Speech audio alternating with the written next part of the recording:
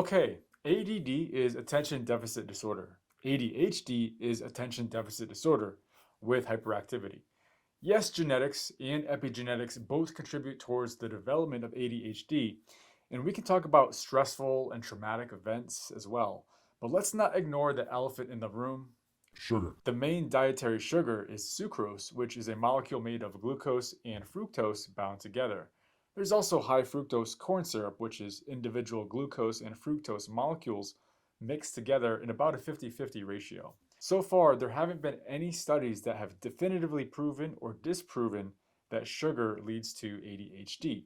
But there are some studies showing that there is correlation. For example, this 2020 meta-analysis showed a positive correlation between overall sugar consumption and symptoms of ADHD.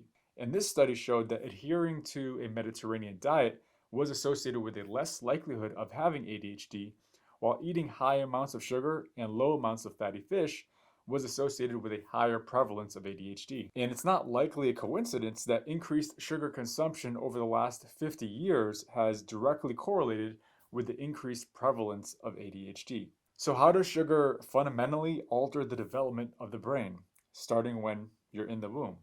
Well, both glucose and fructose, they cross the placenta, and same goes for once that baby's born, because that also is going to be in the breast milk.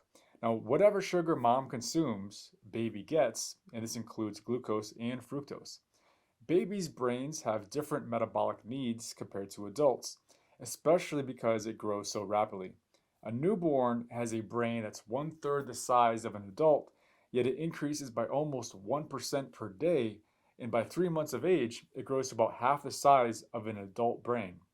Since the brain is composed of 60% fat, there's a lot that has to be laid down in a very short period of time, which means there has to be a lot of fat in the diet, specifically omega-3 fatty acids, EPA and DHA. Fetuses must get them from their mothers, and babies must consume a lot of them very quickly. Because these molecules have three double bonds, they're quite flexible, able to bend in different directions.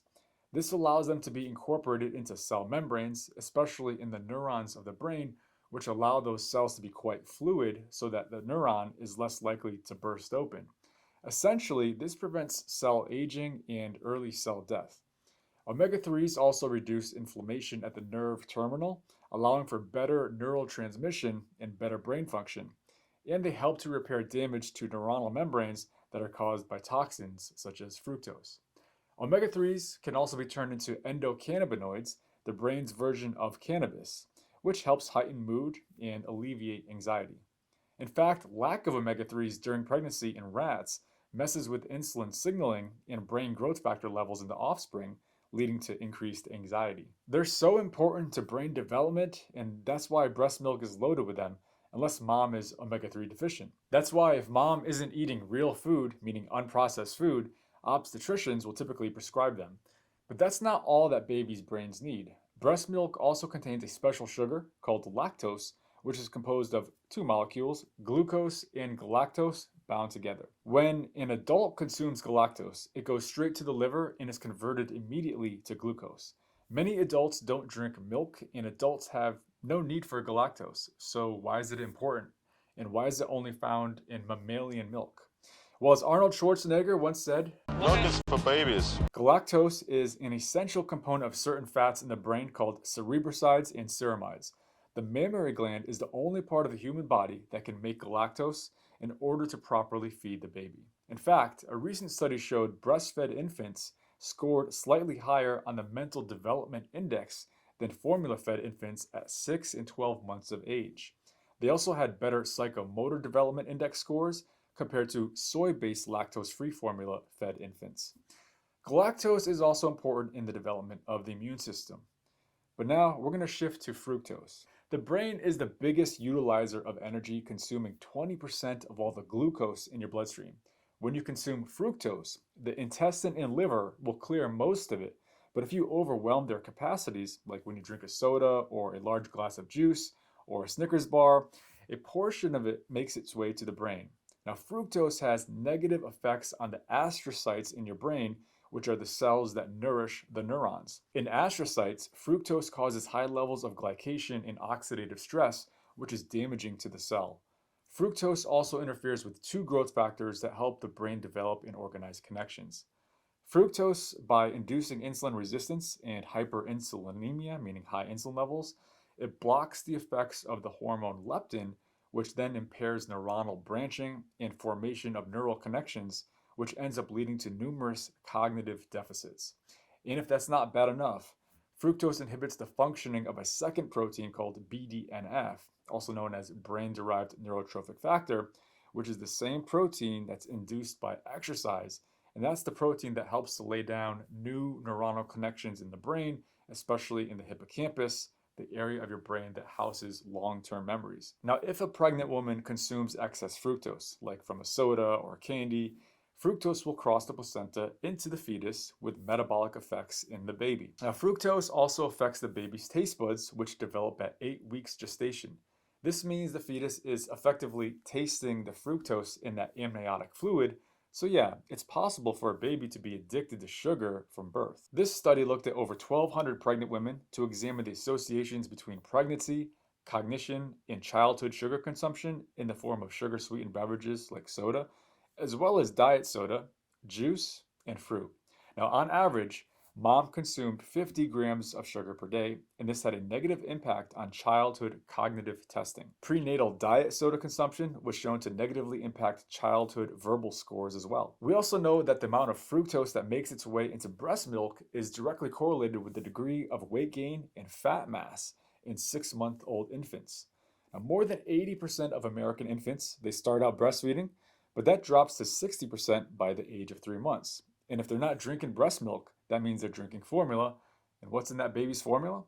Well, a review of lactose-free infant formulas documents that a total of 10% of those calories are coming in the form of sugar. Then babies graduate to baby food, most of which has added sugar. In 2015, the CDC examined the nutritional information of over 1,000 infant and toddler food products.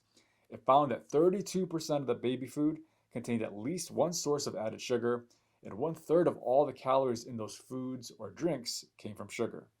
Now, the American Heart Association, the UK Royal College of Pediatrics and Child Health, and the WHO, they all say that babies and toddlers shouldn't be consuming any added sugar and have all argued for mandatory guidelines on the sugar content of toddler foods to encourage reformulation. Sugared beverages have been strongly linked to behavioral problems in children, including irritability in preschoolers, violent behavior in middle schoolers, as well as anxiety. But it's also clear that not every kid who eats a bag of Skittles is going to be bouncing off the walls. Let's say you give a normal weight 5-year-old kid a cupcake and ice cream. What's going to happen? Most likely he's going to become super hyper, and this is known as the sugar high. But how does that happen? Well, the sugar stimulates insulin release from the pancreas, which drove energy into the fat cells of adipose tissue, which causes them to release the hormone leptin into the bloodstream. Eventually, that leptin signals to the hypothalamus and activates the sympathetic nervous system, and that means hyperactivity, which is what the H stands for in ADHD. But now let's say you give an obese 5-year-old kid a cupcake and ice cream. Well, once he eats it, he wants even more of that because his brain is resistant to leptin, and chances are there is no sugar high in the obese child. Now, this is not even mentioning artificial flavors and colors, which enhance the sugar's effect, and it's also making the problem worse. More and more young people are developing metabolic syndrome and obesity at an earlier age, and adolescents with metabolic syndrome demonstrate more cognitive decline and impulsivity. We know that with ADHD, it's the prefrontal cortex of the brain that's the main source of the disorder, which is the cognition part of the brain. It's also where we have our working memory, meaning our short-term memory. That's why so many times people with ADHD often lose things like sunglasses, keys, cell phones.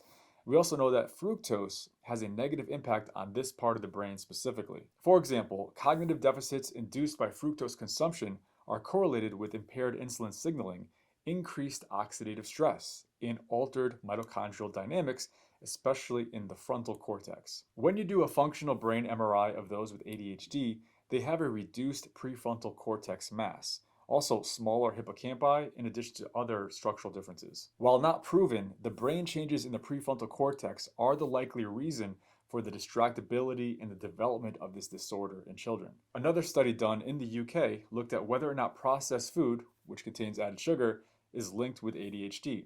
Now, the investigators found that once kids switched from eating processed food to a healthier diet, so more unprocessed food, they had significant improvements in English and science. While the exact cause of ADHD has yet to be proven, it's likely a combination of genetics, epigenetics, and most likely a combination of excess sugar consumption and lack of omega 3s in the diet, starting from the minute the brain is developing inside the womb. Regardless, nutrition plays a big role in more than just brain development, and the less processed food you eat, the better. And if you like this video on ADHD, chances are you're going to like this one right here.